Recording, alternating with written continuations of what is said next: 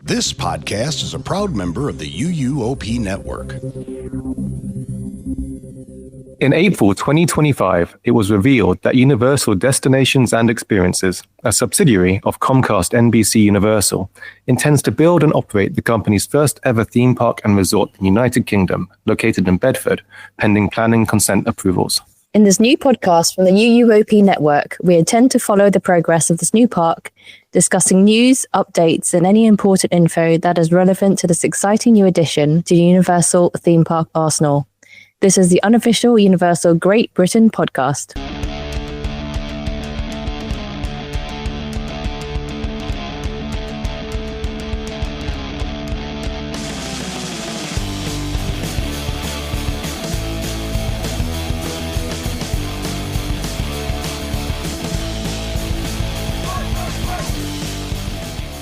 Hello everyone and welcome to the first episode of the unofficial Universal Great Britain podcast. That sounds weird to say. It really does. I had to really concentrate on that.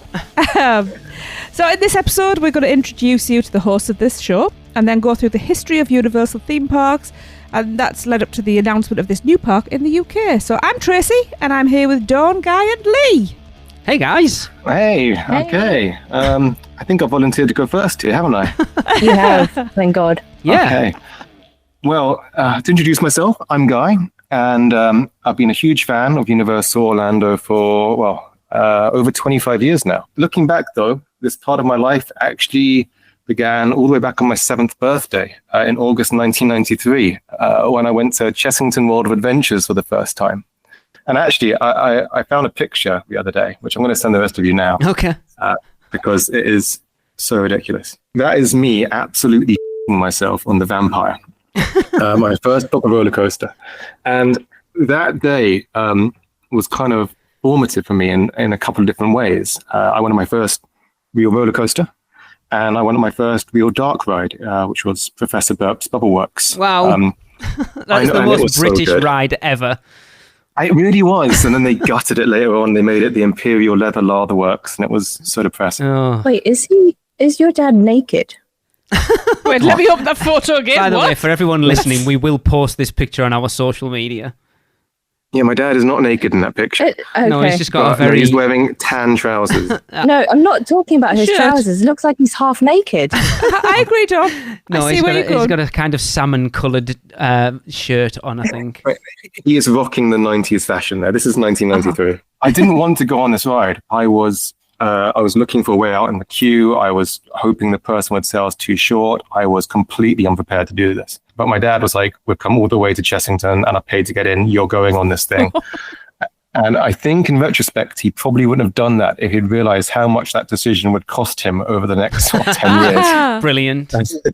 Because this started an absolute obsession, which lasts through to this day. So for the first few years, it was very much the UK theme parks, mostly Chessington and Thorpe Park, with the occasional visits to Alton Towers when I could convince my parents that it was worth doing a 3 or 4 hour drive up there. So just talking about Alton Towers, it seems like it's pretty much slap bang in the middle of the four of us. Well, you know. It is, and one day we should probably meet up there because I haven't been there in such a long time. Because it's about a 3 hour drive for us as well. Yeah. So that's Is that interesting. 3 hour drive for us as well? Ish. I mean, it's kind of a bit south of, isn't it like Derby, isn't it? It's Stoke-on-Trent, isn't it? Yeah. Yeah. South of Manchester. Yeah. So, but I managed to persuade them to it a few times. And when Nemesis first opened, that was a big deal over here. And I went up and rode that. But do you guys remember back in the 90s over here how like Walt Disney World would play those adverts on TV and you could like somehow send off for a like holiday planning VHS tape? So no, we only ever got into them once they started sending DVDs out. We never had the VHS tapes, but that was like a staple of our trips to Florida, was getting the SeaWorld one, the Universal one, the Disney one we had. Yeah. I've probably still got them somewhere. Yeah. Okay, well, you need to find those and rip them and upload them somewhere because I desperately want to see all of those. Okay, so somehow, as a precocious 9 or 10-year-old, I managed to ride off or do what I needed to do to get one of these holiday planning VHS tapes for Disney World. And it became like my most watched video as a kid. And eventually my parents kind of took pity on me. And in 1998, I think, in March, we did like the typical big Orlando holiday. And, we stayed at Disney World and we went to Universal and SeaWorld and Busch Gardens and we did all of it. The typical Brits in Florida trip. Yeah, everything. Cram it all in. Literally get up at the crack of dawn and don't go to bed till midnight and do everything forever. Everyone is having a terrible time, but you push through because you're there and you have to do it. It's cost a lot of money. Yeah. Do you know how much this trip has cost me, by the way?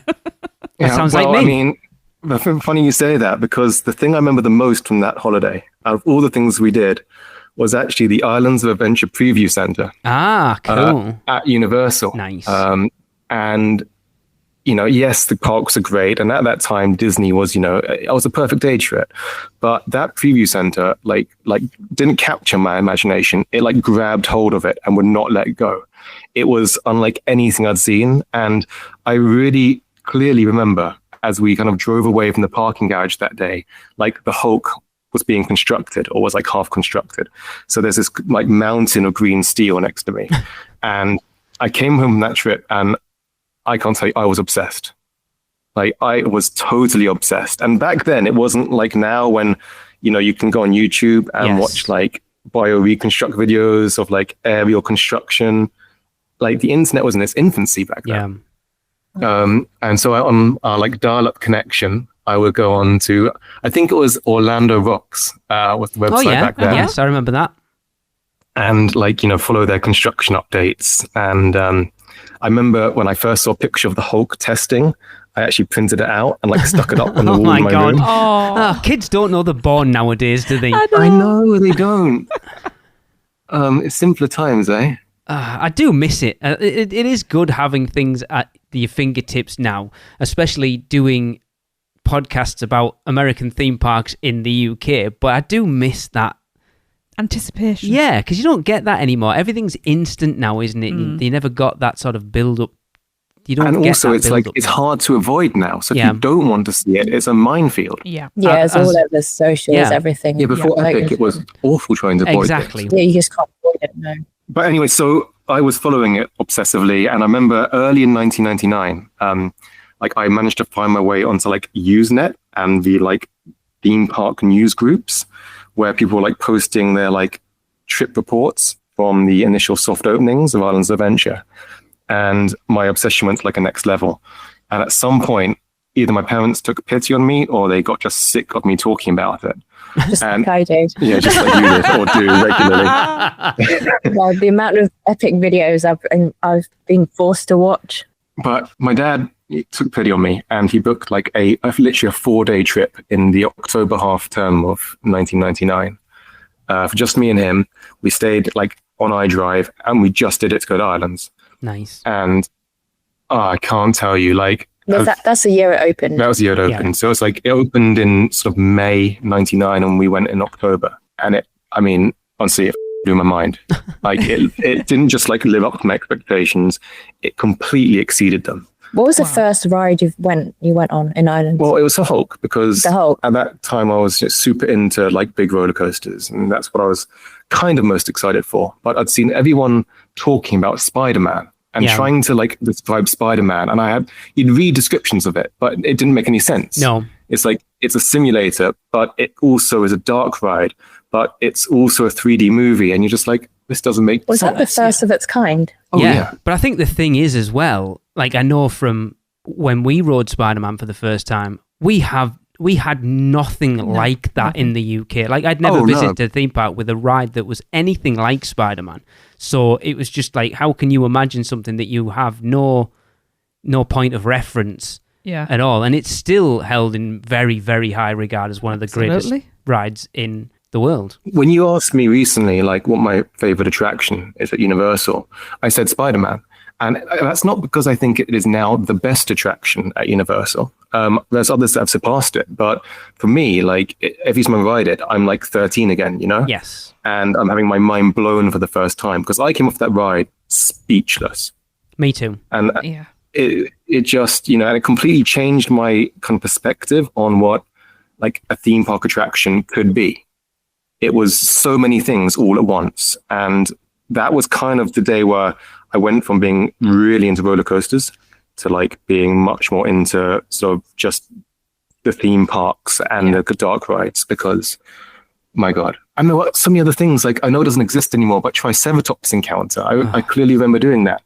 And it was, again, it's quite akin to some of the experiences in Epic in that it's not like a ride, it's just an experience. But what is that similar to? I mean, it's really hard to explain. The thing was, you kind of went in, it's in Jurassic Park, and you kind of went into a paddock and there was a giant animatronic Triceratops, and there was but isn't there something similar now? Guy, would I be wrong in assuming that the closest thing we probably have at this point would be the Toothless meet and greet? Yeah, Toothless. You're right. Toothless is that to the next level. It's a shame that we didn't get to do Toothless. I want to go back. We need to go and do that. It was amazing. We really do. It was amazing. I'm so jealous that you guys did it. It was just... Every time we saw that she was huge, and we just... Islands, it changed like everything for me for theme parks. And up until that point, I kind of viewed Disney as kind of, the top tier. Yeah. And from that point, I was like, no, Universal, this just, it blows anything Disney done at that point out of the water. But then I guess at that point, Universal as a whole wasn't as popular as Disney. Oh, no, not at all. No. Because everyone knew, I'm sure, the whole... Disney's very international, even back then. Yeah, I mean, that year, was it 98 or 99 that Animal Kingdom opened? 98, I think, wasn't it? It wasn't long. So, was that Animal Kingdom? Yeah, I think it was 98. So the year before, Disney had opened their fourth major theme park at Disney World, been around for ages, was Universal had only been around, sort of for less than a decade at that point. Again, I'm sure we'll talk about it when we get into sort of the history of the parks and stuff. It's only really been, the last 10 or 15 years that Universal has really sort of got in the average person's eye line, and then definitely now with Epic opening, it's like people know what Universal is now, where it's, you mentioned Disney, everyone knows what Disney is, but Disney's, it's not just theme parks, it's movies, it's Pixar, it's everything. It really huge. is. And it's like Universal's a very different beast. It's literally just you've got like HBO Max, that type of thing, and they own a lot of TV stations, but for the most part, you don't associate that with the theme parks, whereas Disney is the brand for everything. Whereas Universal's kind of split off into the sort of TV brand, the theme park brand, the movies, and plus like other stuff. Books. Yeah, I think it's one of those things where even if you're not into theme parks, people know what movies are Disney movies. Yeah. But people don't know what movies are Universal movies. Yes, that's a very good point. They don't have that sort of But then I think with the theme park, with Universal, at least Harry Potter's put Universal on the map. 100%. Oh yeah, for Universal it's before and after. Yeah, Potter. yeah. 100%. So after that visit in 1999, it was actually quite a while before I managed to get back out to Orlando because I was a teenager and I went to where my parents wanted to go, not where I wanted to go. And they didn't want to go back. You needed better parents by the sounds of it. Goodness. Well, they came around eventually, but, I think it was I was 18 when we next went out there. Again, it was just as incredible as I remembered. And suddenly I realized that, hey, I'm quite close to being an adult now, which means with money and time, I can do this myself. I don't need to ask my parents to take me out there, which led to some questionable decisions involving a student loan and a trip to Florida. Student loan? Student loan. I used it. And I went out to Orlando after my exams in January one year. I never knew this. What else are you going to do? Buy books? Wow. After 12 and a half years, I'm still finding something new about you. Yeah, there you are. I'm full of surprises. I'm a man you of paid the intrigue. student loan off? Yeah. Okay. Then when I got a job, and my first real job, not like bar work, my first in an office job, I started to realize that, it was achievable to go out there. And I started, obsessively collecting air miles to make the flights more affordable. And because no one else none of my friends were into this like I was basically going out and doing solo trips. Wow. And they started off like a mix of a bit of Disney and a bit of Universal, but, over time it was pretty much just Universal. It wasn't I was going on other trips too, with friends or with family when I could. But if no one else wanted to go with me, I was like, yeah, I'm going to go by myself. Nice. You went on a lot of trips on your own I was obsessed. to Orlando. Impressed? It's a mental illness. Mental illness. Yeah. I think it is, and there's a lot of people who are listening to this who we know I would 100% agree and are all happy to be in the same space. Mm-hmm. It's a good obsession. It's an addiction. It's an itch that you can't scratch by doing anything else. It really is. I completely agree with that statement. But that is a very brief summary, which takes me to my sort of mid-20s when I met my long-suffering wife. Oh my God, it's like You looking can't in go a on mirror. any other trips anywhere else We've apart got other from trips. Universe. I've been to Orlando more times in my life than Okay, I've but Dawn, been you anywhere else. earlier This today, you're sounds like, familiar. I need to go back to Epic Universe. Me too. No, yeah, I do. Dawn likes blaming me, but she is Nope, as you much the started instigator it. as I am now. Oh yeah, I did. I ruined you. I mean, that's a story for another. If Chris was here right now, that he would say that's what she said to that. Well, statement. I would say it as well, but I'm trying to be good. No. The thing is, okay, let me phrase that. It's like, I've said this to Dawn quite a few times, in that whenever we are going on a trip to somewhere which isn't Universal or Florida, mainly Universal, we tend to kind of sit there before going, being like, oh, I wish we were going to Universal instead. Do you know what it is? It's because it's not only the weather. It's international. It's Orlando. It's not only the weather that is appealing. Obviously not in the summer. Summer. But we go on our winters, and it's something to do. I get bored very easily. Yes. I can't. I'm not a beach person same. or Yep. lying by the pool or like for a week I person. knew there was a So reason you we can were lie friends. by the pool if you wanted to relax for a bit. You can go to the bar. You can have a few drinks. You know, the city walk. There's rides to do. There's just Yeah. I don't know. It's actually something for everyone. Yep. Something for every mood. Yeah. Yeah. And it's fun. You like the bubble. I like the bubble. Yes. I like the bubble. That's also what it is. But I should have known. I mean, our first trip together was to Orlando. Yeah, it Of was course. 6 months into our relationship. And 1 month into our relationship, I was out on a solo trip. Yeah. I didn't try and hide this, you know.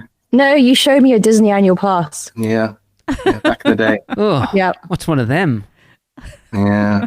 Well, this is the thing. Like when we first started going together, like it was kind of we do, 50% Disney, 50% Universal. That's what we did on our first trip. Yeah. And our subsequent trips for For a little while. a while. Oh, But then it started being like 30% Disney, 70% Universal. And then like 2 days at Disney and then the rest Universal. And then eventually we just said, well, screw Disney. Yeah, Yeah. we used to start off our trips in Disney and end up in Universal to relax. Yeah. Yeah, Yeah. I get that. I mean, the thing about Disney is over time, well, at least I feel that the quality of the product got worse. I agree. 100%. It became more difficult to organize, harder to plan. You kept chucking new rules in, like, oh no, it's not Fast Pass with a ticket anymore. You've got to do Fast Pass Plus, and you book it online.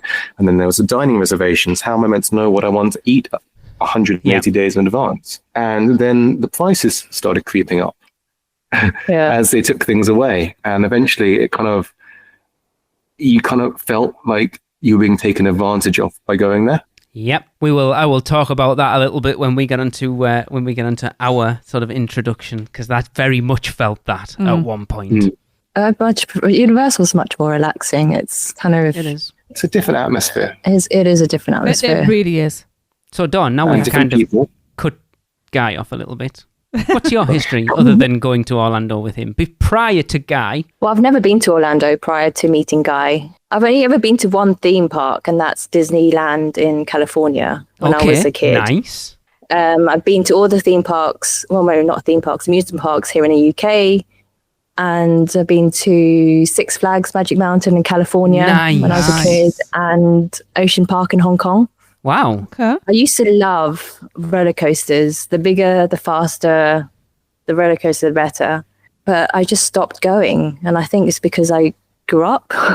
I don't know. I just stopped going for like 10 or so years. I think it happens. It seems I've talked to people, you hear people in the community that do a lot of it when they're kids. And then, like you say, they grow up and it's like, theme parks are for kids, I don't want to go. Yeah. And then you hit a point in your life where you're like, do you know what? No, they're not. Yeah. Yeah. What's exactly? That's how I found out. Because then, I met Guy and he was obsessed with Disney, obsessed with Universal and theme parks. And the first time I went, it was to 2013 in September. And I think I got it then. I got why he was obsessed. And we've been back like two times A year on average. Yeah. Maybe I thought more. you were going to say, because like 2 times isn't that much. 2 times a year on average, I'm like, holy crap. Yeah, I That's mean, impressive. we were motivated, and again, it's not kind of such a viable thing to do anymore, but like I used to collect an absolute ton of air miles. Mm-hmm. Made it. And I started collecting them too. Yeah, which made it much easier to do. And annual passes for Universal. I mean, they're not, they're not as expensive as Disney now, but they are a lot more than they used to be. Well, I think they're going to go up a lot more next year as well. Well, with the park, yeah. But yeah, probably 2 times a year, apart from, the whole COVID thing. Yeah. Wow. Oh, yeah. Impressive. I think you made a really big distinction there, Don, that I really like, that you caught yourself saying theme parks for the UK and said amusement parks. And I think you're right. And that's definitely something we're going to talk about a lot on this podcast moving forward, because the UK doesn't really have theme parks. No, not at all. No, I think it's going to be an interesting conversation getting into Universal coming over here in the future. But then is Legoland a theme park? Actually, yes, you're probably right. Yeah. Yes. You are. Because it's themed to kind of, I've never been. I guess it's No, a me theme either. park, but very, much kids, for for certain kids, audience. Yeah, that's a good point. See, I've always wanted to go to Six Flags Magic Mountain. Yeah. It looks amazing. We'll get there. Don't know when, but we'll get there. I mean, Universal Hollywood is around the corner.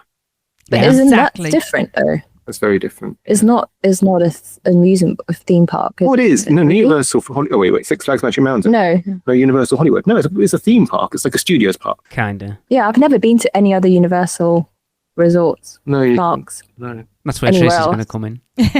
And you see who's the talker and who's the non-talker in the relationship. The guy went on for 20 minutes and Dawn's like, I think I'm pretty much done now. I have 5 minutes. There you go. That's enough.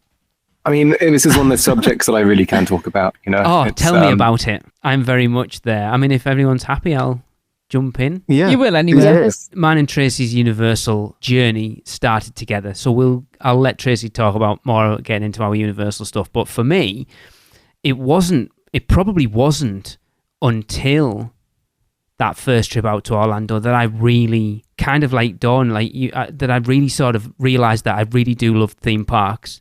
Obviously, I went to Lightwater Valley when I was a kid. The first roller coaster I ever rode was the Super Looper at Lightwater Valley, and it was terrible. And it took But me, Benny's in the north. like that I was, the one. it took me until like half an hour before we were ready to leave to actually pluck up the courage. I think I was about 12, and I was like, all my friends were like, "Oh, we're going straight over there," and I'm like, I was just so scared and nervous about it. And I plucked up the courage at like half an hour before park closed to go and do it, and we queued for like 20 minutes, and I got on it, and I absolutely loved it. But I couldn't go on it again because that was it. We were done. Yeah. And I'm like, I wish I'd gone on it earlier now. Yeah. Flamingo Land, which isn't far up the road from us. I spent quite a lot of time there as a kid. But before it was like a theme park. I mean, there's a funny story that Tracy and I very have weird. talked about. Our history with theme parks. I remember being at Flamingo Land when I was about 5 or 6, and the defining memory, it was mostly a zoo at that point with carnival rides. Yeah, in a farm area where Yeah. they would hatch chicks and have goats and things. And my defining Where memory, is Flamingo Land? it's It's in in Malton, like just near Pickering. Pickering, yeah. Oh, okay.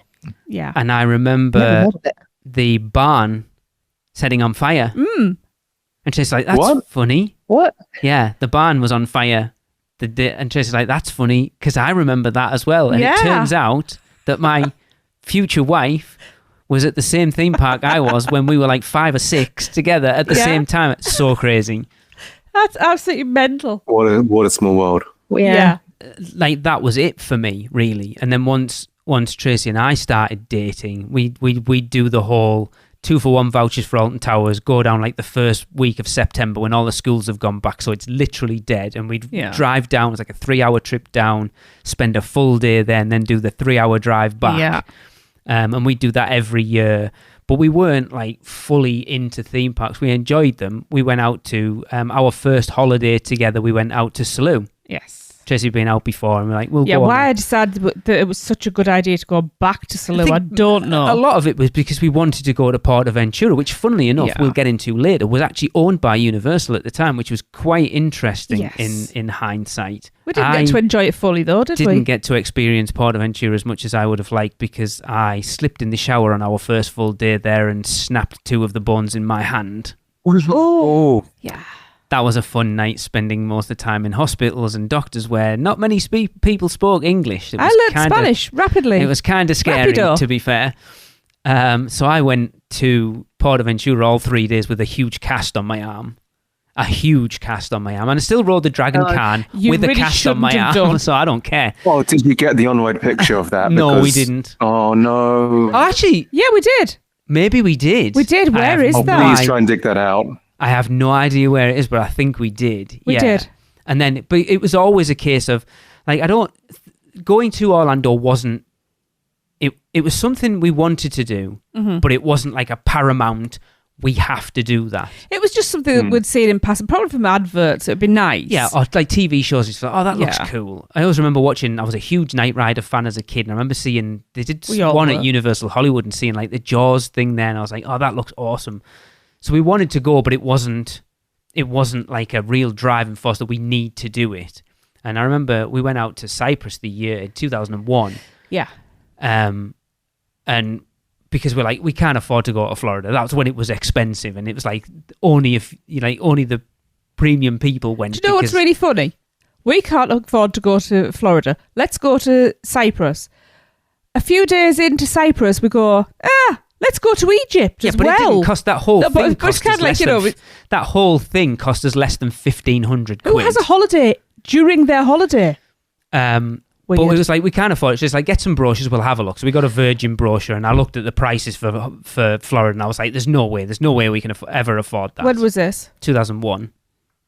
All right, okay. So then we decided a couple of years down the line that we were going to try for kids. It didn't happen. Yay for infertility. And so Tracy went, okay, we're going to Florida.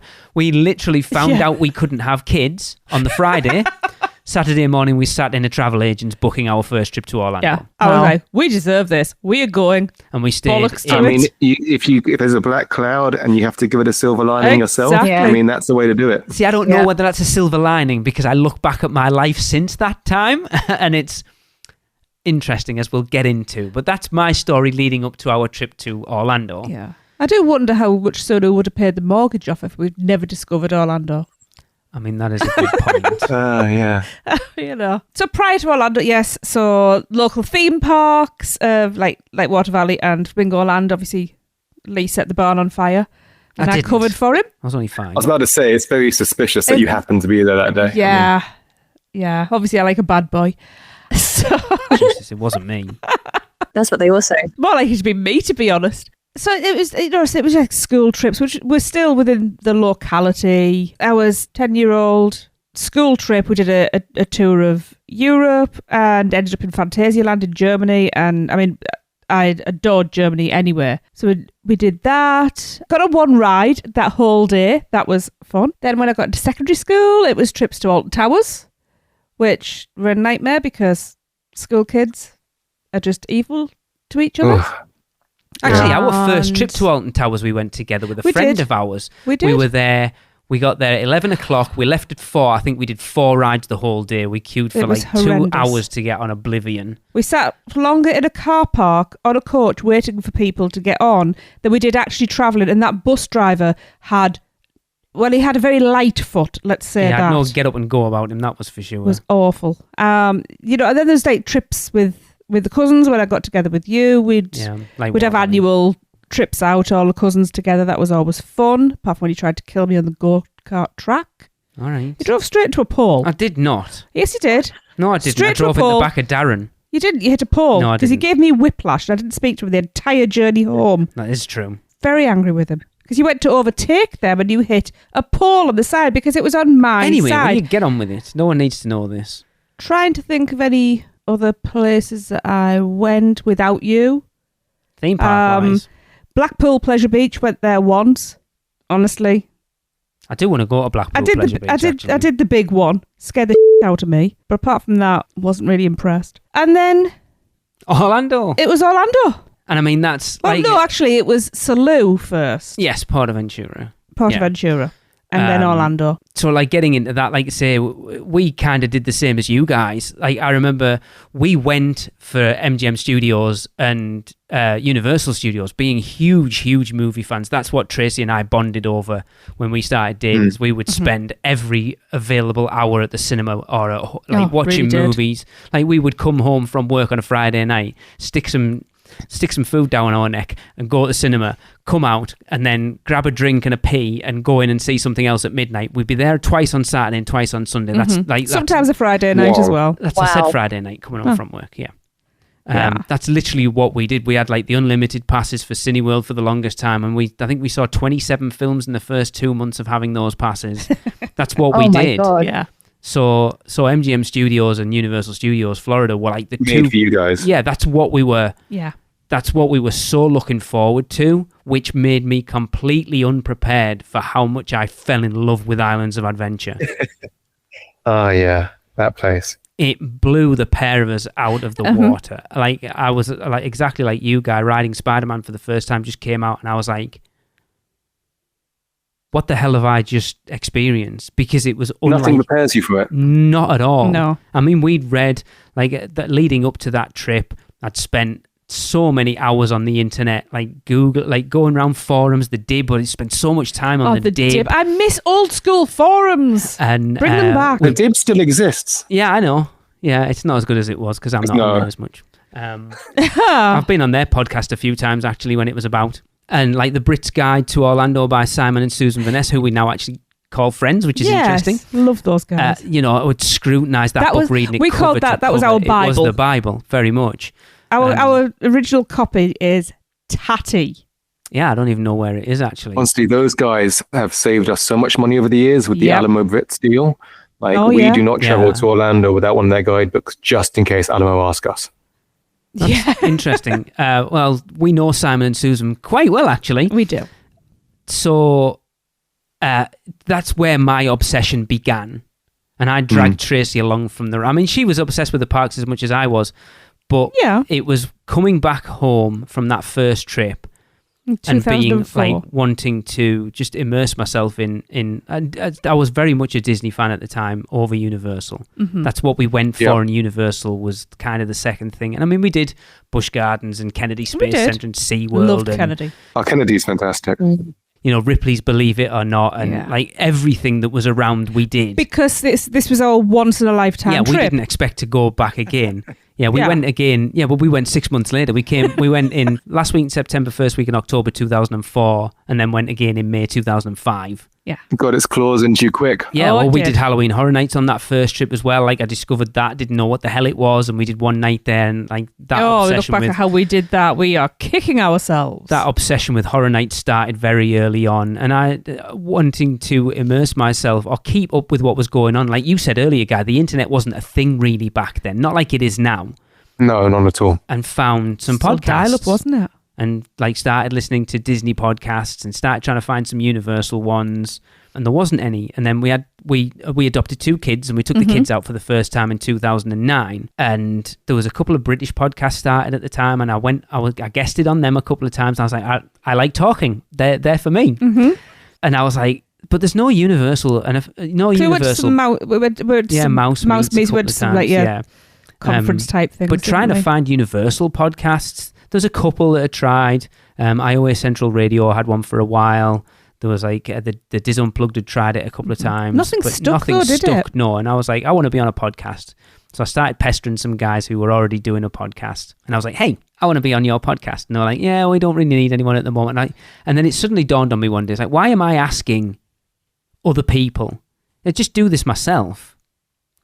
And long story short, I am now owner of the longest running Universal Orlando podcast. We have put out like 669 episodes at this point. Wow. We've been going 14 years, to the point where we got invited out to the media event for the opening of Epic Universe this year. It has become, if you want to talk about something like you guys, about an obsession, it has become my entire life at this point. You are deeper in than I am by a long shot. I'm not going to argue that in the slightest. Honestly, aside from football, he has no other topic of conversation. Because it has enveloped every facet of my life, from the things I like, the podcasts I listen to, the things I watch on TV, the clothes I wear, that we have around the house.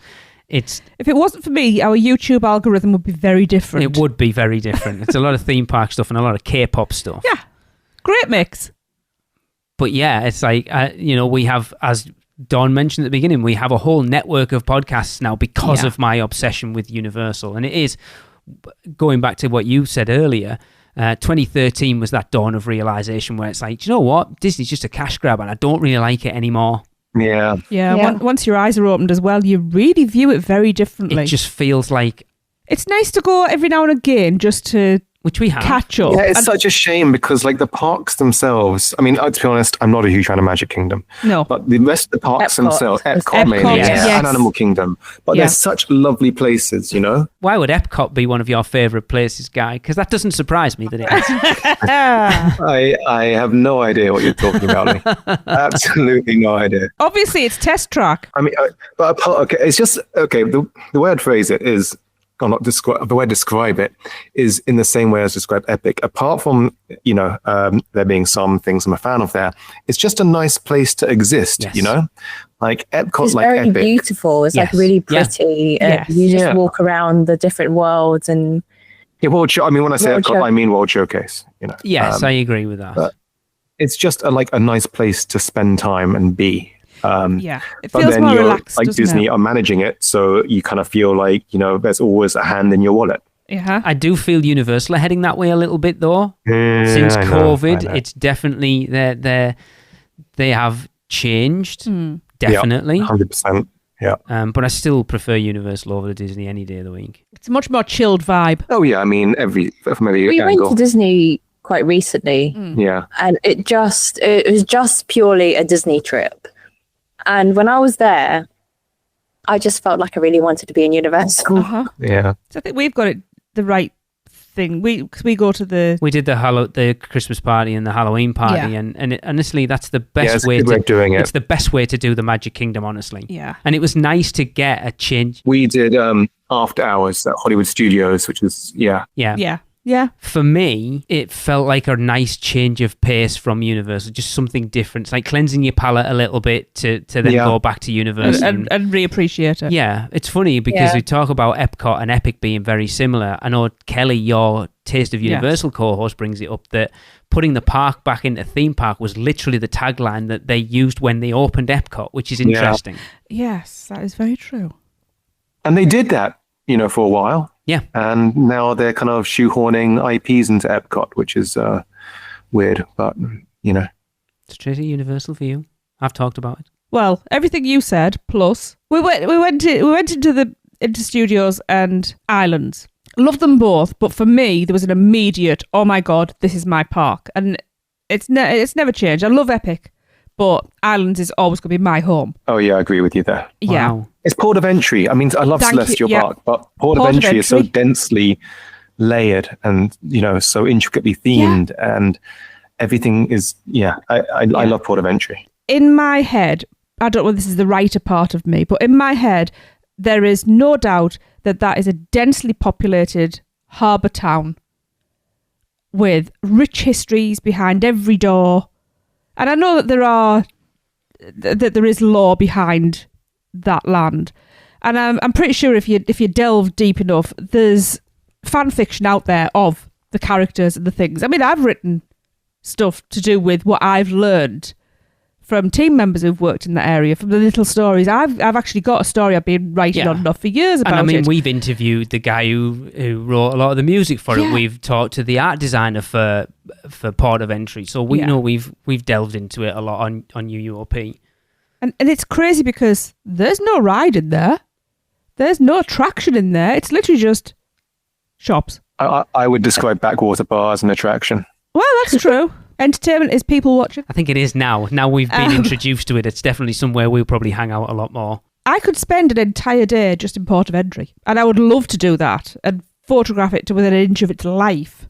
I would absolutely kill to do that, but I don't have that luxury of that amount of time at the moment. Ever. I don't think we're not that type of people, though, are we? You're not that type of person. I just follow behind. It's your own fault. Obviously my obsession with Dr. Seuss started from going to that park. That's why I now have doodles all over one arm. And with that, we've had, because of the tattoos, we've had some really great interactions with characters and being taken backstage to have photographs taken so they can go up in the break room And I've had team members look at my arm and then realise they've seen a photograph of it in the break room. We've had some amazing and I think experiences. That's pretty awesome. Yeah, we really have. And like I say, for me, it's just a complete obsession. It really is. The nice part, though, is your obsession has kind of brought a lot of like-minded people together. Yes. You haven't just kind of, my obsession is very much kind of internal, or, well, Dawn is collateral damage. But, for you kind of created something out of it. Mm-hmm. And, you've used your obsession for good. It's nice to hear that. And like my major friend group are all because of my obsession with Universal. And we've said it before, obviously from the other show, the legacy of that isn't necessarily the library of content that we've created. It's actually the community. Absolutely. Because that has just, it's its own entity, and we've had relationships and marriages and lifetime friendship groups. So many babies, especially in the last year. It's fantastic. I am fairy godmother to so many children. Exactly. It's amazing, and I hope there are going to be some more. But like the obsession, obviously, people who do listen to the other show know that I'm in uni, and because of that, I haven't had time to pull the trigger on other things that I want to do with my obsession with Universal. I've got an idea for a series of books, and I really want to get the blog going again, but I've got very specific ideas for that. And I do say, Lee's the driving force. Lee's the one who's the obsessive one. But when I sit down and think about it, I don't think a day goes by when my head isn't in some Universal park. Yeah, and then kind of leading into this podcast, it was I guess it's because of our other podcast that brought the four of us together. Yes. So it was like a brief conversation about some caramel cold brew M&Ms a year or so ago. Yes, thank you very, very, very, very, very, very much. I think that started because we were out for Horror Nights, and we had got one of those Oddfellow cards, and we all, because both got annual passes, we get 2 of everything. And we only need 1 of everything. And I think, I was like, oh, well, what should I do with this one? And I was like, oh, I know someone who may want that. So I dropped you a message, and you're like, oh, great. And I was like, okay, is there anything else you want? Thinking it'd be like, something from the parks. And then next thing I knew, I was at Target looking for caramel. And then I bought myself a pack too. And I can never buy those again because that pack disappeared in a day. I have 2 bags we have like a larder cupboard in the kitchen. I have 2 bags I brought back. I cannot open them because they're not little bags. They're the big bags. They will go within days. It's so dangerous once they're open. I mean, right? Yeah. But then it was like finding out that we were all out for the opening of Epic this year. Yeah. Because we were messaging a bit about preview tickets because we were both going out quite close to the opening, and we were agreeing to keep an eye out for later previews than the ones that had been originally released. And then, of course, you guys got the incredible invite to the grand opening. So, but fortunately, Dawn and I... And the media invite. Yeah, and the media invite, whereas Dawn and I managed to get out a few days early and catch a few days of grand opening. I mean, a few days of previews. But it's like, hey, we should meet up because you did us a favour. We won't say what that is, but we'll put that out there. And we met up. It was not a sexual favour. I need to just clear that up. But not yet. There's still time. Exactly. It's just weird again, though, that it was like it was only supposed to be like a quick meeting to swap some things and then head off. We spent so much time with you guys over the course of it wasn't even a week, 4 days, was it? Yeah, pretty much. It was it was Saturday, Sunday, Monday, Tuesday. Yeah. We said, we hung out with you at the Backwater Bar, and it was when you just instantly click with someone. Yeah. And that happened immediately. Yeah. Immediately, we walked away. I wonder what that is. I wonder what shared, hobby we all have. But it doesn't have to be. Just because you share a hobby doesn't mean you're going to get on with everyone. Oh, of course. We're really lucky, and a lot of the people that we have come to get to know over the course of doing this and being obsessed with Universal, that we do tend to get on with a lot of the people, but it doesn't guarantee that. No. And what's also unusual is quite often you'll meet a couple and you'll love one, the other one you're kind of yeah. And we walked away, and it was just I turned to Lena and went, I love them. I love them so much. So it's like, hey, we're meeting Lee at was the the backwater same. bar. Shall we go there? And yeah, all right then. Oh, we're just about to run over to Cowfish because it's now. And you fancy meeting up for dinner? Oh, okay then. I think we spent the rest of the holiday together, we didn't did we? seem After to spend that? a lot of time together. But you know, it never great. felt, and I can always tell you when you know it's a good friendship, it never felt intrusive. Yeah. I hope it didn't for you. No, not Put at you on all. the I was pleasantly surprised. I was actually really happy. Yeah, no, because obviously we we'd always do these trips just for two of us. Yes. And so, meeting other people who you get on with so well to do something you all enjoy Yeah. so much together is great, you know? Yeah. Yeah, it's a great time. I turned to Lee, actually. I think we might be on the plane home. I turned to Lee and I said something that I have never, ever said about another couple before. I need to hurry up and finish That's that what she sentence. said. Yeah, I know. I'm getting more Tracy.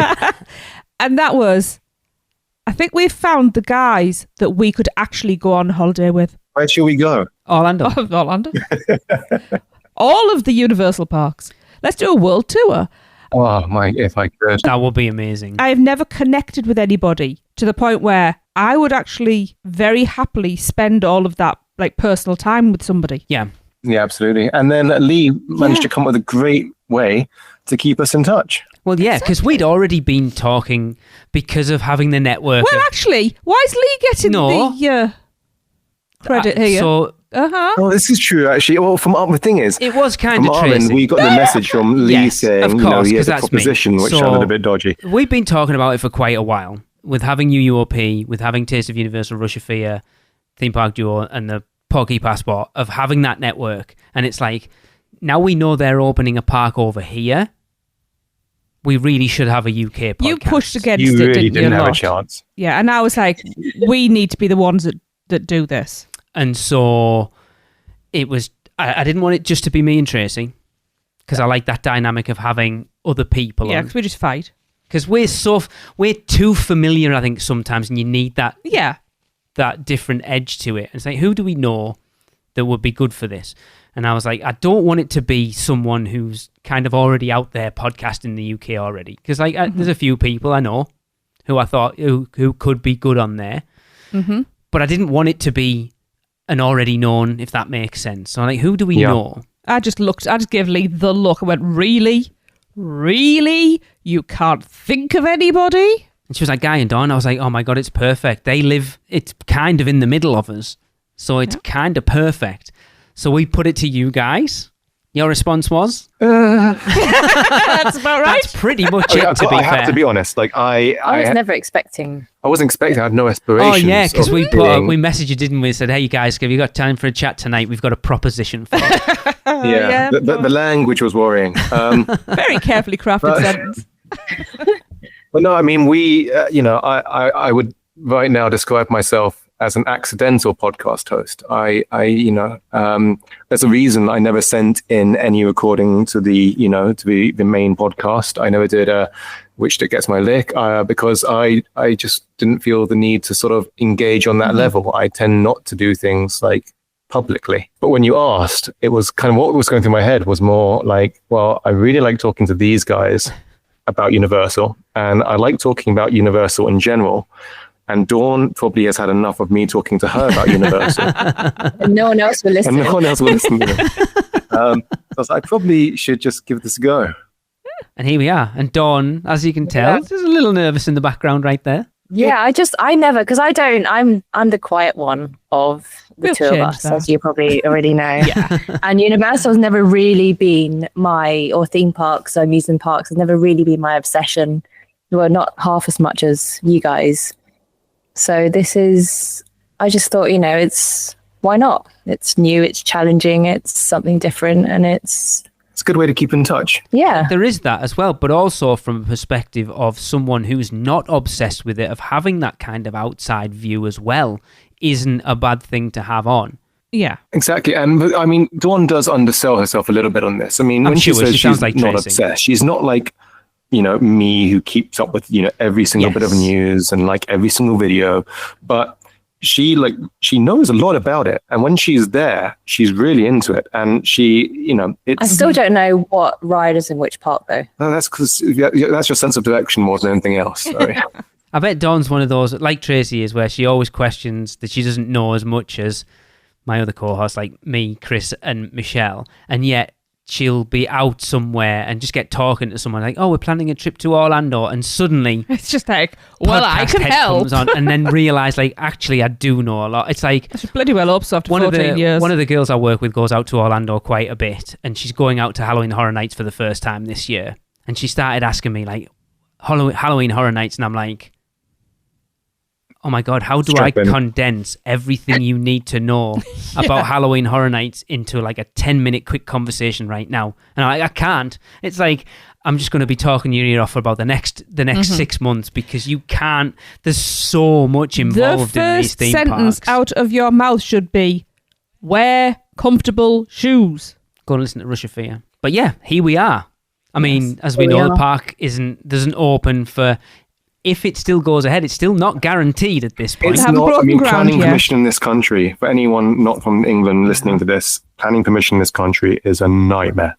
Yes, it is. We've already seen this, was it this week or last week, where the BBC had been out interviewing. So apparently there's like a little stretch of houses on the land that Universal have bought at this point, and BBC have been interviewing the residents there, and that's quite interesting. But I don't want to say this because it sounds horrible, but it's not. But money generally talks. Yeah, and I mean, I think they'll be well taken care of if this does go ahead. I agree, and it's going to be very good for that local economy. It's going to be massive for the UK economy. But that local economy, they will look after the locals. I mean, I don't want to count my chickens before they hatch, but I'd be fairly surprised at this point if this I completely agree. doesn't happen. I mean, the amount of people, well, not you have to come out and put their names to it, said this is happening, it would be a big loss of face if it didn't go ahead. See, the fact that they've come out and announced it for Universal is a big deal. Yeah. They're generally not a company, unlike Disney, they're generally not a company who come out and announce things that don't happen. It's normally a week after something has actually opened that they tell us. I'm trying to think, in all the years we've been covering Universal Orlando, if they've ever announced something that's never come to fruition, and I can't think of anything. No, I can't. Huh? I will be happier once they do officially break ground, though. Yes. But haven't they started? I mean, there's some stuff happening on the site. I mean, there's fences up and what have you, but I don't know whether they've actually done anything. I'm assuming that's all... like landmarking, engineering, and I think they've said they're anticipating construction to start next year, and I'm sure they'll do like a groundbreaking ceremony or something when that happens. Yeah, well, we should go. We should. I mean, the fact that they've already appointed a head of creative at this point tells me that it's probably going to go ahead. For anyone who knows the Universal Orlando Park, Shelby Honia, who was like head creative on Velocicoaster, she's done many things and has worked a lot of stuff on Epic. She's been given the role of like head creative for the Universal Park. I mean, we still don't even know what it's called. We've named this podcast the Unofficial Universal Great Britain Podcast because that's kind of what we expect it to be called. I thought that had been announced. No, they haven't. They haven't actually announced the name of it yet. If you're listening to this in 2029 and we have a different title for the show... Oh, no, I'm keeping the title of the show. No matter what happens. Absolutely. Yeah. I might even trademark it. So anyway, moving on, we talked about we wanted to do this podcast as like an intro to us, kind of let you know who we are and where we're coming at this Universal UK park from. But then we didn't want it to just be about us, so we kind of wanted to go through the history of Universal and seeing how aggressive they are being right now that's leading up to them opening up this new park in the UK and showing that they really are aggressively targeting the theme park market worldwide at this point. Because there's a park we're going to talk about that someone on this podcast has been to, which I hasn't mentioned yet, which probably should have done. But anyway. I was waiting till later because it gets mentioned later and I don't want to be that person. I assume you're talking about me. Yes, I'm talking about you. So Dom, would you like to kick us off?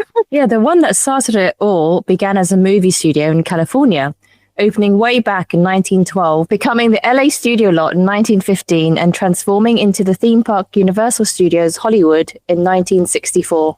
I do want to go to Universal Studios Hollywood, but I think it's one of those that, from what I've heard, it's not great. I mean, I've been when I was young, and the way I describe it is it's not a destination theme park, it's a locals park. If you're there in California anyway, great, go.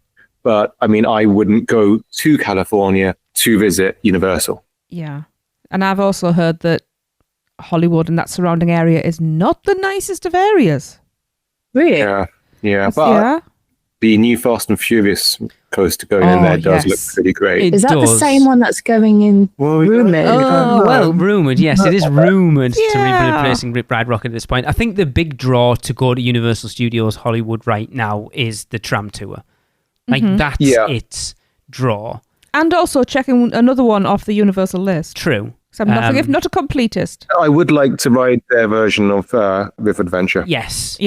I would be very surprised if Orlando doesn't get that at some point. Yeah, I kind of hope they don't, because I love Jurassic Park. You know, I love the whole franchise, but Jurassic Park is, what it should be.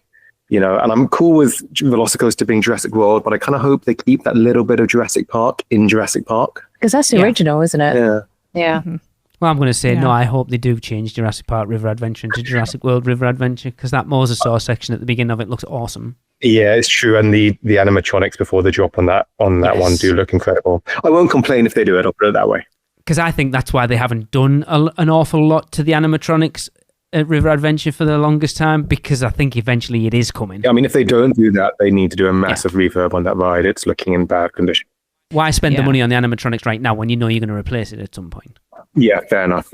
So it took the company nearly 30 years to dip their toes into the theme park market again when Universal Studios Florida opened in Orlando on June 7th, 1990. And I would have loved to have been there that day, because by all accounts, it was a complete disaster. Yeah. At least, look, really? everyone complained about Epic being bad when it first opened for previews of nothing working and all the rest of it. You want to be there. Like, literally nothing worked in that park. Yeah, I heard like everyone who visited studios in that first year or so got tickets to come back another time by way of apology. Because Jaws, even I would have loved. See, the biggest thing for me is getting to ride Jaws for that first iteration, when the finale, when there was a bit in the middle of it, or the Jaws bit onto the back of the boat and dragged it round, but they could never get it to work all the time properly. And then there was it wasn't the electrocution, it was the gas canister explosion with actually red water and chunks flying up in the air. Who doesn't love chunks? Oh my God, that would have been amazing. Say that Universal weren't ambitious with that park, though. I mean, Jaws, Confrontation. I know Back to the Future was delayed, but that was intended to be an opening day attraction too. E.T. I mean, they went hard for a sort of a 1990 theme park. And I think they've done it with every park since. And I love that that's what their modus operandi is. They don't do half measures. It's like, we're going to push things. Yeah. And I love that. But I would have loved to have been there to see what it was like opening day. Like, knowing how much we know those parks now, to have been there around that first year would have just been... I'm just so glad that they did it. I mean, taking on Disney in Florida was a ballsy move, but I mean, we wouldn't have, any of the parks or the company as it is now. Yeah. If they didn't. Yeah. Because that's the thing they say, for every theme park that comes out and tries to outdo the other one, we're the people that win. Oh, absolutely. Yeah. Because without competition, Disney becomes stagnant, and without Disney, Universal becomes stagnant, and it's push, push, push. And the guests are the ones that win. Not the pockets, but... No, I mean, that's true. Yeah. So this new venture in the UK isn't the first time Universal have ventured into European waters. As I mentioned earlier, in 1998, PortAventura in Salou, Spain, sold its majority Two Swords Group shares to Universal, and the park was rebranded as Universal's PortAventura. But in 2004, NBC Universal sold all of its interest in PortAventura. So we went there in 1999. I think I went there the same year as you. And July as well. It was bloody hot. Is that when we went? It was July, yeah. So I remember getting a T2 3D mug. And there was that stupid photo thing that I think there's still one in studios right now where you can get your picture done in stupid movie poses and stuff. We got ours with the raptors from Jurassic Park. We were hiding behind the kitchen cabinet. We've still got that somewhere. And I had to get it with Tracy to one side of me to hide the big cast on my arm. But I don't remember specifically anything else being... But it did, in hindsight, it did feel like a Universal Park now. It had like the Wild Wild West stunt show, and like it did feel like a Universal Park. I don't remember much about it, but I do remember feeling that it was kind of a step above anything we had in England. Yes. I mean, not just the rides, because Dragon Khan at the time was, it was pretty impressive. But like, as you say, the theming felt not quite Orlando, but elevated, Yeah, you can see why Universal kind of acquired that.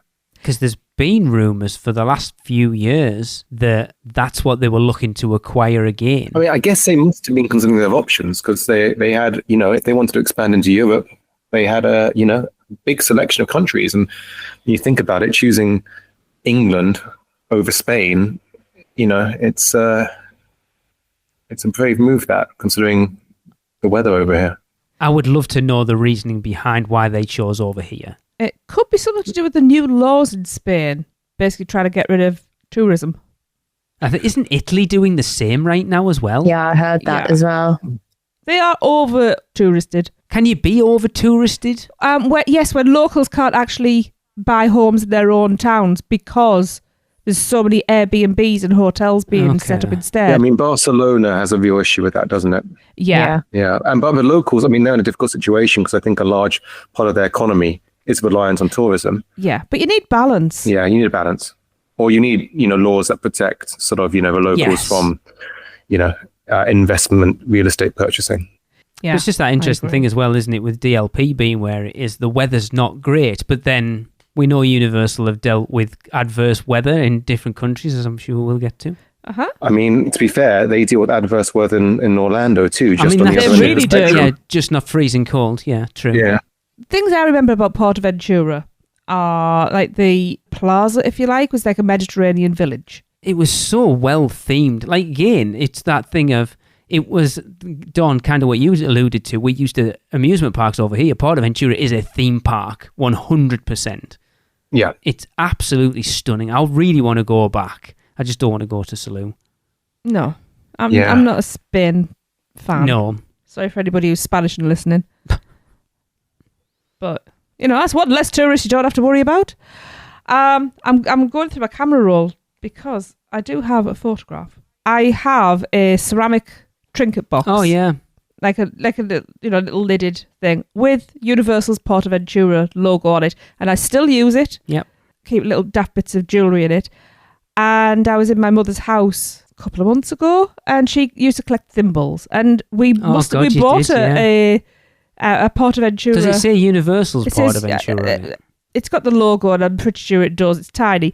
It's also covered in dust, but I didn't want to dust it before I took the photograph because I would have had to dust like 9 million of these things because, you can't have one shiny and the rest all looking grim. Somewhere I have a photograph of that thimble. Because if I remember rightly, I'm sure the years that they owned it, they did some sort of Halloween Horror Nights there as well. Nothing on the scale of like Hollywood or Singapore. I think Singapore do it, and Orlando. Nothing to that scale, but I'm sure they did something Halloween Horror Nights at Portaventura for a while as well. Kind of rings a bell. Yeah. Like you, Lee, I would like to go back, but not enough to actually, make the effort to make it happen, if you know what I mean. Yeah. Because you do that thing again. Well, if I'm spending that much money to go there, I might as well just go to Orlando again. Yeah, that sort of happens quite often when we price up trips to European theme parks. Yeah, not just European theme parks. I mean, price up trips anywhere. Yes, it's true. Yeah. It's crazy that our Universal journey began so long ago. Before we're aware of Universal. Very much. Yeah. So, next up on the agenda, the expansion of Universal Orlando, which started with the opening of City Walk and then Islands of Adventure, which opened May 28th, 1999, and a new resort name of Universal Escape. It didn't go down well. It really did not. And I mean, what a 1-2. They opened Islands of Adventure, great theme park, and then they rebrand the resort as Universal Escape, which was the worst possible move. Wait, what did they call, what is Universal Escape? That's what Universal Orlando Resort is now. Oh, That's really? what they called it, yes. Yeah, and they did a big advertising campaign on it, and everyone was just so confused by what it meant, and they didn't know there was a second theme park, and it was a real disaster. Oh, I know that. But I mean, so I know we talk about Islands of Adventure a lot, but what a park and what an addition!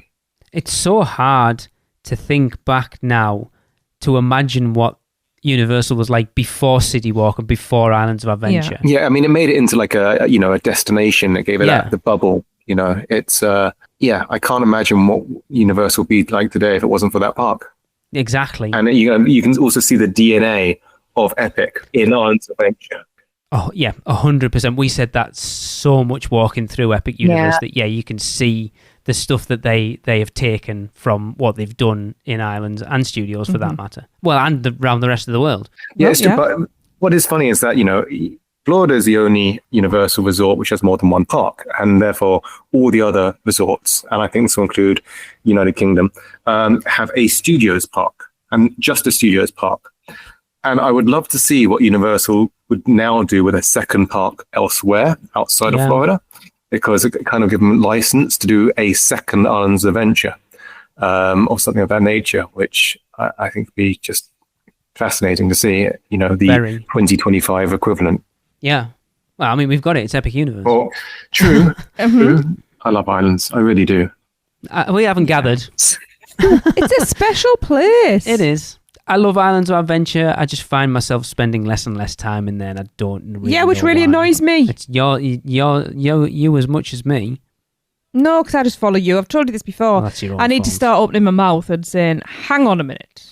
Anyway, 2 years later, Universal opened their first theme park in Asia, with the opening of Universal Studios Japan on March 31st, 2001.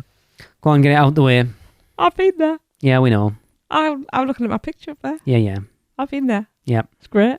Without me. You should have gone. I couldn't go. Oh, well. Tracy, what is the comparison between Universal Studios Japan and Universal Studios in Orlando? At times, it's very different. And then other times, it's very uncanny valley.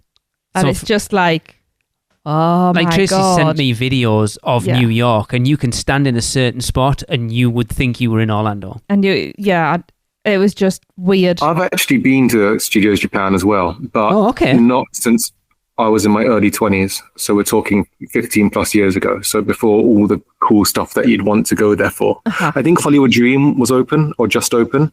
Right. There's two versions of that now. There's two versions of that. Yes, there's one that goes backwards. It's the same ride, though. Cool. There's 2 tracks. Yeah, but it's the same ride. Yeah, but it's 2 versions now. They Yeah. expanded it. I didn't get to ride that. It's the only ride I didn't get to go on because it was I thought you did get on it. not Hollywood Dream. It was advanced ticket only. Did you don't want- ride I the Flying thought Dinosaur? you went on it. No, the Flying Dinosaur. That was awesome. I thought Oh, you I'm went so on Hollywood jealous. Dream. Did I do Hollywood Dream? I I'm thought like, you might- did. You just didn't do it was backwards. It was a backwards one. Yes, you're right. I couldn't do that because tickets were booked Yeah. weeks before. But then obviously the big thing was getting to go into Super Nintendo World before it opened in Epic. Yeah. I listened to the podcast episode you guys did on that one with immense jealousy, Tracy. I really Yeah. I'm did it. desperate to go back. I mean, Super Nintendo World, it was the new one in Epic. I just walked in, I was like, holy crap. They've literally just copy and paste.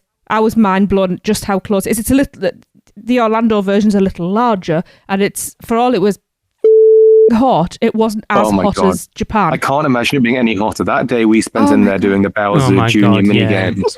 Yeah, well, imagine like that, but with, I don't even know what the opposite of a breeze would be. It was like a vacuum. Oh, Because it's narrower, so it was even more of a bowl. And I guess maybe having the expansion into Donkey Kong Country, I'm kind of surmising that's made a bit more airflow, because that wasn't open in Japan when I was there. Are the rides completely the same in the Nintendo world as they are in everything? in Donkey Kong Open more Yoshi's. Yeah, there's Yoshi, Well- Yoshi, Mario Kart, Mario Kart. except they were just Japanese, so I didn't know what was going on. Yeah, the one thing I do remember, I rode Spider-Man in Japanese, and it was incredibly confusing. And I know that right off by heart in Orlando. That wasn't open. No. No, it Yeah. shot a few years back, didn't it? Yeah. Your big Yeah. thing was getting to ride Jaws again, Jaws. though, wasn't it? Oh, And- that's why I want to go there. Yeah, I've never been on Jaws. it's completely different Japanese. I did that twice. It was fantastic. Spoilers, rumours are it might be in the Great Britain part. What kind of ride is it? Is it a roller coaster? What? No, Jaws. it's a Whoa, boat no, ride. no. I've never Yeah. been. Oh, yeah, that's good. So Dawn's first Yeah. visit was after Hogsmeade had opened. Wow. before, whilst Diagon was under construction. Right, so she missed out on Jaws. Never been on Jaws. So we need to get her out to Japan before, hopefully it doesn't shut there, but before it has a chance to shut there, because it's like a dark ride, but outdoors. It's brilliant. Well, I'm free in December. Shut up. Well, it's my 40th next year, and I have kind of idly talked about going back to Japan for my 40th. I mean, it's Lee's 50th at the end of the year. It is, there's Spoilers, two excuses. by the way, I'm old. I'm older than you, so shut your pie hole. Lee.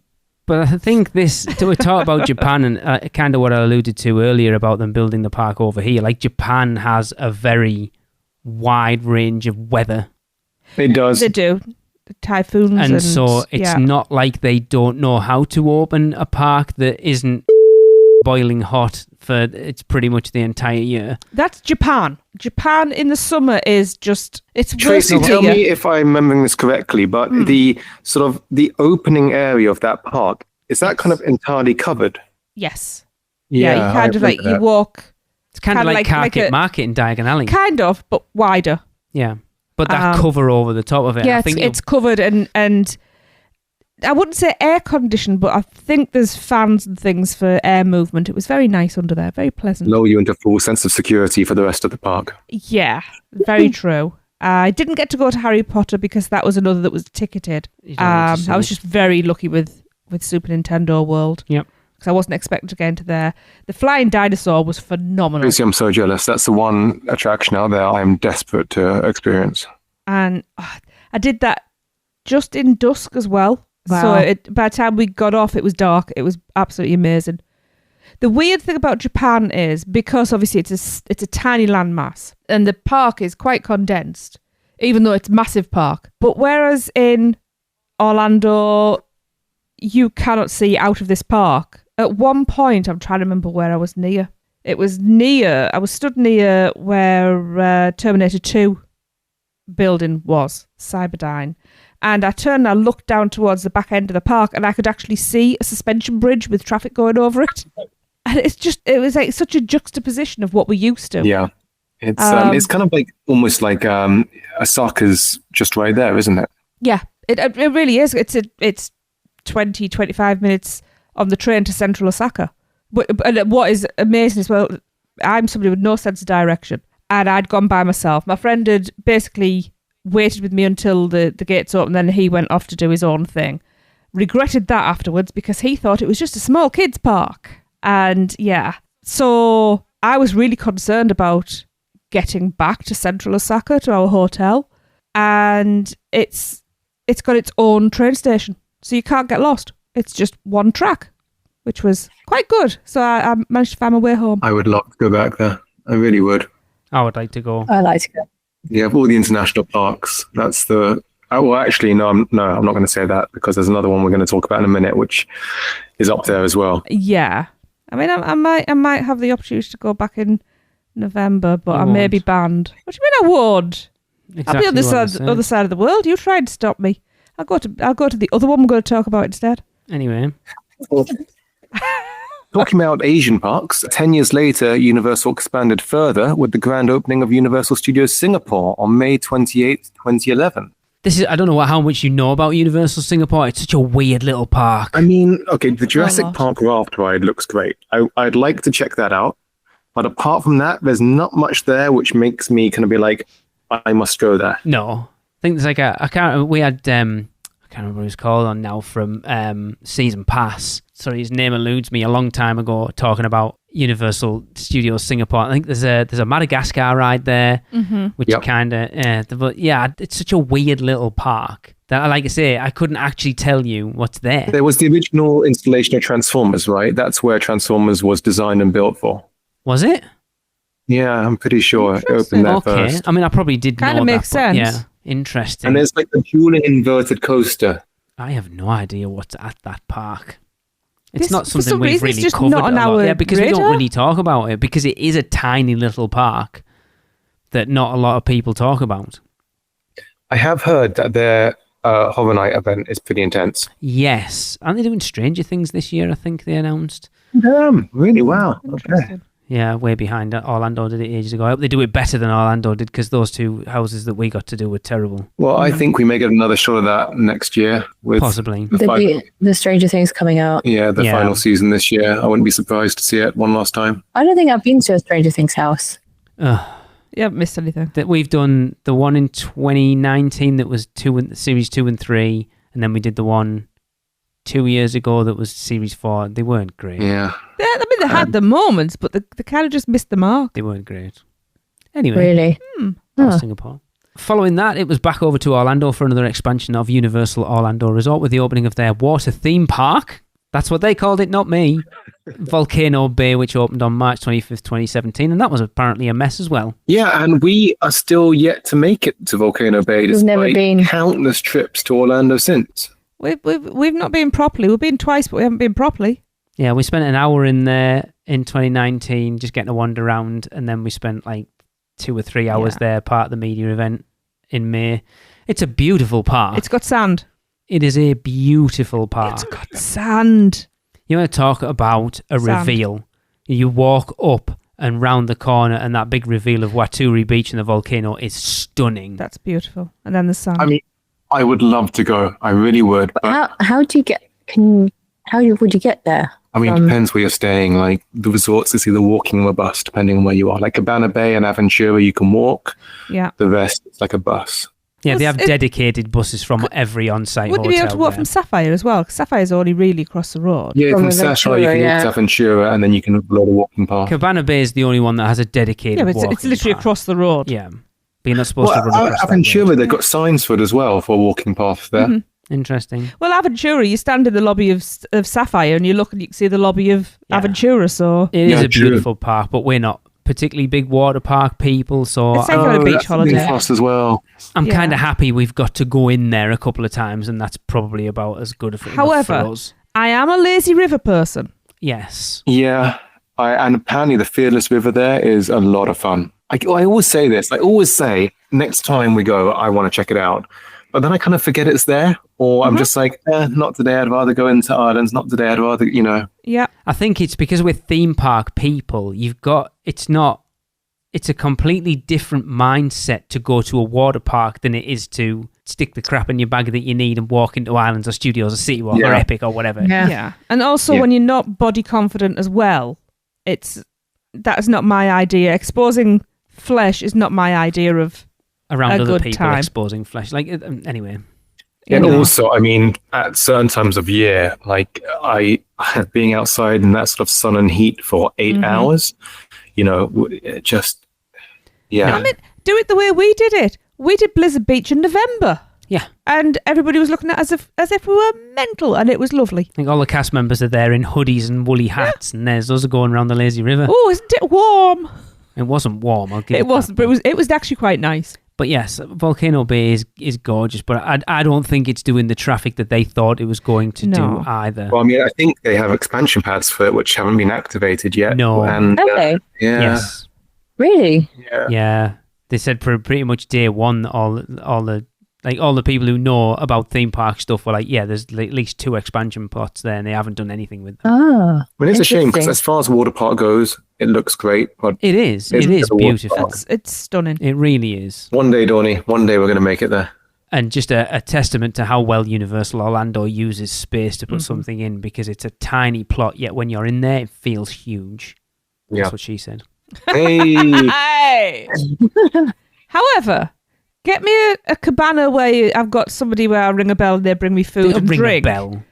I'll be ringing a bell. I did actually price it up once, Tracy, and my God, those cabanas are expensive. Oh yeah, they're incredibly expensive. I'd get my money's worth. You wouldn't. I would. But actually, I'm curious to see whether they drop in price soon, because one of the big bonuses of those cabanas was you had a tapu point within the cabana. Yeah. And you could check into rides without having to walk to them. But now they're getting rid of tapu. That's quite a downgrade. I can guarantee you now those prices will not decrease. Yeah, you're right. Yeah. Okay, Universal then continued their expansion in Asia, competing with the global pandemic to still open Universal Studios Beijing on September 20th, 2020. Oh, 2020. And this park looks amazing. Jurassic World Adventure is something I need to experience. Yes. So again, plugging our other podcast, we interviewed Andy and Catherine DiGenova, who both worked, friends of ours who worked on that park. And even Andy said he got to ride that Jurassic World, and when the Indominus Rex comes out and chases your ride, even he was blown away by it. I need to do that. It looks really amazing. do. We need to go. We need to go. Yeah. I mean, the thing is, Got my visa out. yeah, because Dawn, I mean, Lee, Tracy, you guys know this, but for anyone listening, Dawn is from Hong Kong originally. So for us to go into mainland China, we kind of have to go to Hong Kong first for her to get a re-entry permit, and then go from Hong Kong into China, China to Hong Kong, then Hong Kong back here. Wow. At some point, we want to do that because that park looks incredible. Yeah. It really does. December. Let's do it in December. We're all free. Wait, It's this fine. December. This Yeah, December. you know. I can't afford it. Dawn, you can give it to me as a Christmas present. What is Oh, can I now? it? We're living. No, we're not living because we've got no money. No, it's, yeah. A friend of mine, actually, who is into theme parks but more into Disney, did a sort of Asia trip where he did Hong Kong Disneyland and Tokyo Disney, and he went to Universal Beijing, and he said, you know, he liked the park. He's not, you know, as into Universal as I am or we are, but he said that a Jurassic World attraction is just astonishing. Yeah. We should do an Asia Universal trip altogether. Yeah. Yeah. could come and I'm do this. down for I that. don't need to convince anyone. This park, again, is going off kind of what we talked about, looking at the template for the UK park in a climate that does get cold in the winter. And a lot of it is in, I think the whole DreamWorks area in Beijing is all in, like it's completely in a building.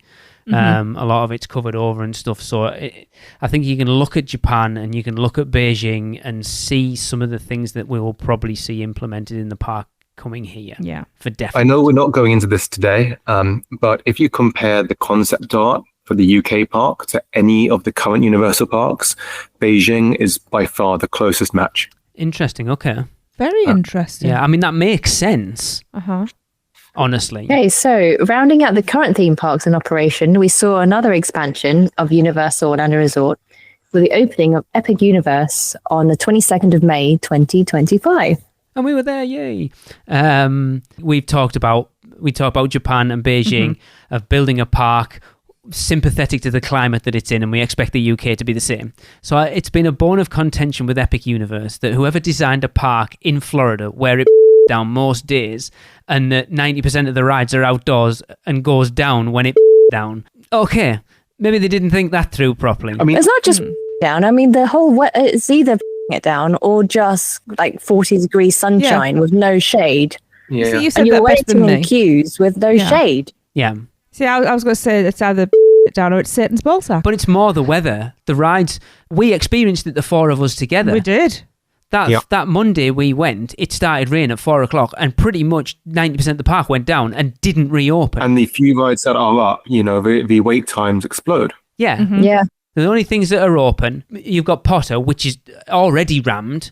That suddenly goes into triple figures. Monsters Unchained and Mario Kart. Yeah. That's it. Pretty much it, isn't it? The shows.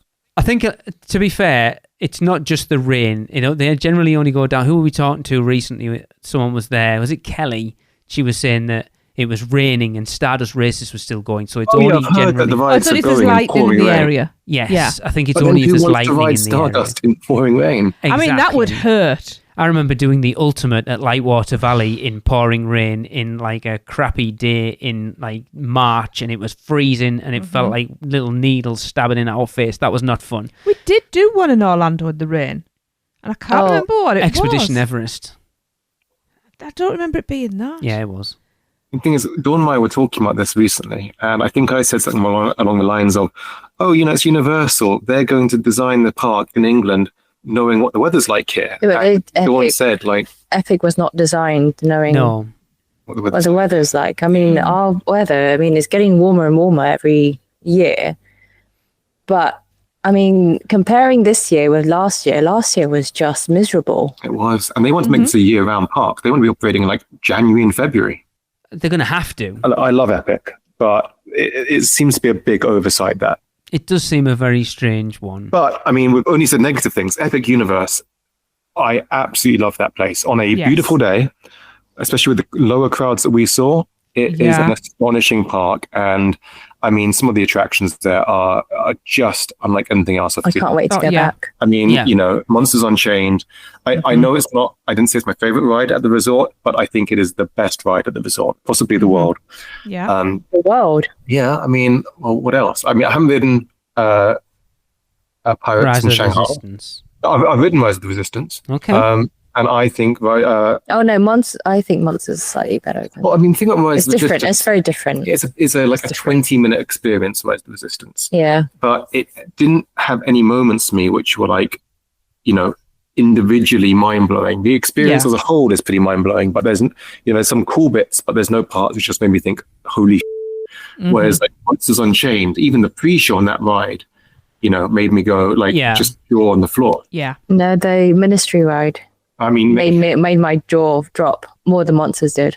I'm not going to get into Battle of the Ministry because I've had many arguments with one of my other co-hosts. We are not discussing Battle of the Ministry until we've ridden it again. I do need to ride it again. I will counter your argument there, though, that even on a crappy rainy day, Epic is an amazing park. It's beautiful in the rain. Again, that day we had with you guys, we were there from like 9 o'clock in the morning. We stayed till the bitter end, and it rained for a good 4 hours. We had issues with rides going down earlier on in the day, and do you know what? We still had the best day. We did. And we had a really chill day, actually. That's what we've talked about a lot on UUOP with Epic, that it's just it's a different theme park. You have to go into it with a different mindset from every other theme park that you go to. And like we were talking about earlier, it's just like, it's a nice place to be. You know, it's a nice place to spend time. Yeah. It really is. Yes. It feeds your soul. Yeah. Yeah, it's not a park for people who just care about doing ride. No. And I think that's the people who are complaining the hardest, that's the mindset they have. And that's not what that park's about.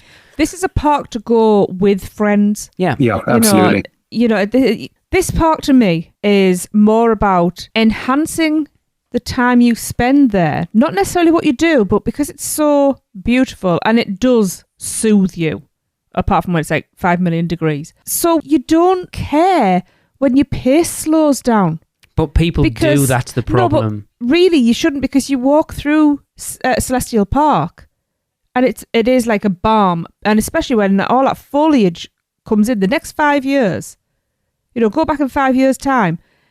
Just to go and just have a wander around Celestial Park. You could, honestly, I could spend an entire day in that whole park and not ride a ride and come out satisfied. Yep. I mean, we pretty much did spend 2 days in that park where we rode very, very few rides, and we had a great most time. of it was down. Yeah. I loved it. Yeah. Just walking around, it was just stunning. Yeah.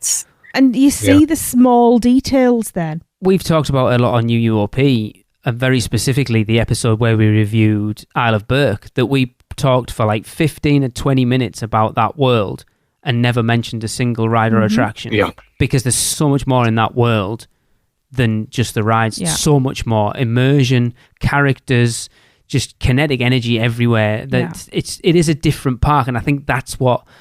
I don't want to say it's people's fault, because it's not, and it's not Universal's fault either. They've just tried to do something that's so different from the norm, and I applaud it massively, and I think it will come round eventually. But people have a mindset of go for theme parks. Like, I need to hit every ride in my entire trip, otherwise that's my day ruined, and I get it, because that's the way you've been taught. But also, it's not cheap to go. No.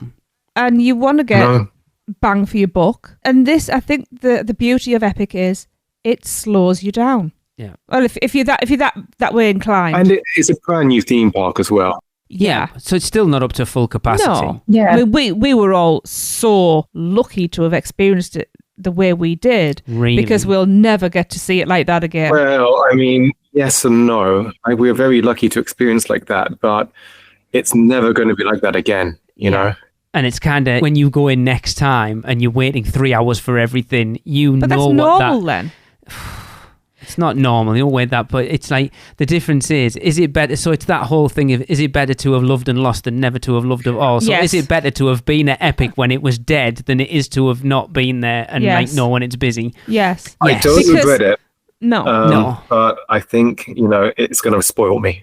Yes. I think I've got the mindset going in. It's going to be very interesting to see it populated. I'm very because it's worried going to. about I think it's going to October. be a different beast. You are, and I'm not. I'm quite looking forward to it from an observational point of view, because I think it's going to have a different feel. It's going to have more energy because there's more people there. And less time on the rides, more time in the plastered owl.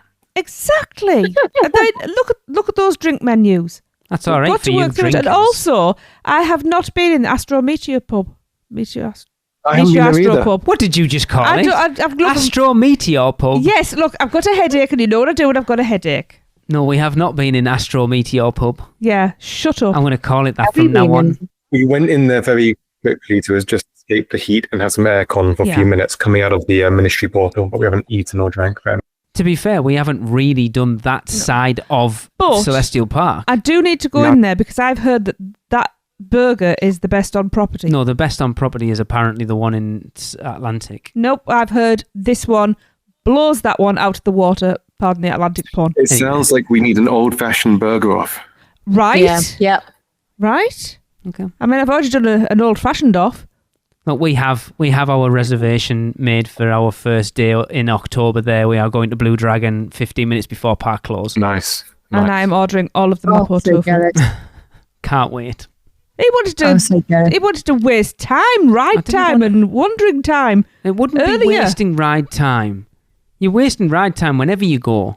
Yes, but when your booking is 15 minutes before park close, you get to stay longer, Yeah, but and you get to anyway. walk out with less people and Maybe. less photographs. See, that brings me round to something I wanted to say. I am really desperate to get there at night when it's raining, because I love to take photographs of the parks with all the reflections and the water on the floor. The best pictures I got were that last evening we were there. It was just after you guys left, and we were in Dark Universe, and we were walking out, and it was, it had been pouring for hours, and there were puddles everywhere, and they're pumping the fog in, and it was empty, and it just looked beautiful. I love that. Yeah. I mean, the exciting thing is that the company who are building this park in England are the same company who built that park, Yes. and That's and they bring some of those magic over. We are going to be in for an absolutely incredible park over there. We're going to talk about it a lot over the next 6 years, I'm sure. I have a lot of trepidation to what it's going to be, but I'm very hopeful. Yeah. Anyway. Well, Yeah. beyond the theme parks and their associated entertainment districts and hotels, Universal is further expanding with the opening of Universal Horror Unleashed in Las Vegas on August 14th this year, 2025. Yeah, I can't believe that's that close. Is that basically Halloween Horror Nights? Yeah, a year-round building. It's in the same building as Omega Mart. Means nothing to me. You know what Omega Mart is? Yeah, the Meow Wolf. Oh, right, is that what that is? Yeah, which looks super cool. So I think you're starting to get a lot of that stuff in Vegas. I'm not convinced that it's going to go down well and last long, because I don't know. The Horror Nights market's such a polarizing one, and people who love it, and those that don't really know about it. So I'm not sure it'll work as a year-round thing, but I guess we'll find out. If it's I going to guess we work will. anywhere, it'll be Vegas. Yeah, That's true. I mean, maybe. They do like they're weird. But then we will also see, because they've also announced that they're building one in Chicago at some point soon, which is very strange considering the one in Vegas hasn't even opened yet, and we've already announced another one. But Chicago's quite a random location. Yeah. Apparently not. We had a whole conversation on UUOP about it, the people who know Chicago way more than we do. And I think it would fit, after talking to Kelly and Melinda, I think it would fit in there much better than a lot of other locations in the US. I know, but still, for me, Vegas makes sense for that sort of, I agree. standalone attraction. But I know. I mean, we'll see. I could be Yes. wrong. It's very different trying to staff Horror Nights for 2 months a year than staffing Horror Nights year-round. That's Yeah. very true. And that makes me think that maybe they will be, designing it with that in mind, and we may see more like a more effect or animatronic heavy version of Horror Nights. That worries me a little bit. But then I guess of all the places to build something like this, Vegas has a huge number of, actors, performers. True. Yeah. Yeah. There's a pool there to recruit from. I mean, I can't wait to see the reviews, but I'm not going to go out of my way to. I'm not. Yeah. We've done No. Vegas. I don't know we'll be back there anytime soon, and this isn't going to entice me back. No. Yeah. I would go, but it's not the thing that's going to make me pull a trigger on it. I'm not even really interested in going anymore. Yeah. I think I've aged out of it. Oh, yeah. And finally, so as of recording, they're also bringing their signature brand to Universal Kids Resort, which is currently being built in Texas and is scheduled to open in May 2026. So again, we've talked about how aggressive Universal have been. So from 2017 to 2026, in 9 years, how aggressive we're talking about. A Texas park, Epic Universe, Volcano Bay, Universal Beijing. They've announced the UK park. We've announced Chicago. It's astonishing. It really is. And I mean, Universal Kids Resort, let's face it, none of us are the target market, but I think this is an incredibly smart move. I agree. Because, it's almost like feeding into the the main parks. But why Texas? Texas Why is not huge. Texas? True. Okay. It's also very hot. So it's like Orlando then. Maybe there's more children in Texas than anywhere else. Isn't it the biggest state? So there are more children in Texas than anywhere else. It's going to be very interesting. But yes, I kind of agree with what Guy's saying, that you look at Disney has the market that it has because kids grew up, parents taking them there. So they take their kids there, they take their kids there, they take their kids there. We're starting to see that a little bit with Universal now because people aren't taking... I know people personally who kids are prime age for Disney aren't going to Disney anymore. So Disney are like, we don't have to worry about Universal. They're not gonna eat into our market. Right now, I think you're right. 10 or 15 years time, I think that might be different. Yeah, I couldn't agree more. I've made that same argument before that I think Disney are going to be losing that goodwill over the coming decades. I agree. What I like about this park is, so Universal tried not necessarily dumbing down, but they tried to go family friendly. I mean, Epic used to be a certain... I know, but they did that. They tried to kind of take it down a few levels so it was family friendly. And it was like, your hardcore guests, your staple guests were like, Disney do that. We don't want that. We want Universal, so we know. Oh, there you go. There's Velocicoaster then. Yeah. And you went, all right. Yeah. So this, to me, is them going, right, park for the kids, test this one, dot a few more around. We are bringing kids into Universal's world. They grow up with it, and then they want to go to the grown-up parks. Yes. And very, the very parents savvy. take them to it, and they are like, this is a good quality product. And then when they becomes a teenager, they are more willing to, put the big money out to go make the, travel the distance to very savvy. Yeah. It's incredibly savvy. Yeah. It's almost like they know what they're doing. Yeah. It's like, the whole satellite school kind of concept about a major hub. Yeah. I think it's great. And to be honest, I mean, I'm not going to go to this, but if I were to be a parent, then it would sound like a great, place to take a kid. And the IP lineup is really clever, It really is. I mean, they've got Jurassic World in there. So it's like, it's not just sort of like the very, very young demographics. Yeah. Mm-hmm. Yeah, it's the SpongeBob land I'd be excited for. Oh, I really wish I'd do that to Toon Lagoon. I really would love to see, Bikini Bottom instead of Toon Lagoon, but that's another topic entirely. Yeah. Yeah, we've talked about that a lot. Kenneth from Russia Fear, he's on his soapbox all the time touting, and we want SpongeBob. We bloody do. I still watch SpongeBob now. It's good. Right. Yep. I don't think I've ever seen SpongeBob. What? Oh, Dawn. You've never seen SpongeBob? I don't think I've ever watched That's your job this weekend. We can make that happen, Donnie. I take back what I said earlier. I love SpongeBob. Anyway, it leads us to the main topic of this new podcast. Although we don't have an official name for the resort being built in Bedford, set to open in 2031, we are expecting it to be Universal Studios Great Britain, or just to spite us, Universal Studios United Kingdom. That's what it'll be, you can guarantee now. Yeah. Almost certainly, yeah. Or Universal Studios Bedford, make it sound... Or England. England? No, I don't think they would name it England. I think, to me... I don't think they're going to go United Kingdom because that acronym sounds like... I reckon it's to be... US, UK. It sounds like... suck. You suck! But also, US, UK, it sounds like a rivalry, which obviously it is, but It does. Yeah. It would actually be You Suck. You Suck. Oh my God, that's I mean, hilarious. my money would be on Great Britain. Great Britain, you know. Yeah. I had someone reach out to me a year or so ago and tell me that's what it was going to be, and someone had trust, so that's what I'm expecting it to be. And we're doubling down on it because that's what the podcast's called. And as I've already said, regardless of what they name that park, this is our I think identity. they have to name it this now, you know. Yeah, they will. Oh, well, yeah, it does sound good, and that podcast's out there, so we might as well. Yeah. Well, we'll have a lot to discuss about the new UK park going forwards, but that is going to bring us to the end of the very first unofficial Universal Great Britain podcast. Thanks for listening, and make sure to subscribe to us on whatever podcast platform you are listening on. Make sure to like and follow us on Facebook and Instagram. Just search UUGBP and email us at universalgreatbritain@gmail.com. Yeah, it doesn't roll off the tongue as well as UUOP does it? doesn't. No, it really doesn't. Be sure to check out all the other podcasts on the UUOP network. Of course, the one that started it all, the unofficial Universal Orlando podcast. The Rush of Fear, our year-round Halloween Horror Nights podcast.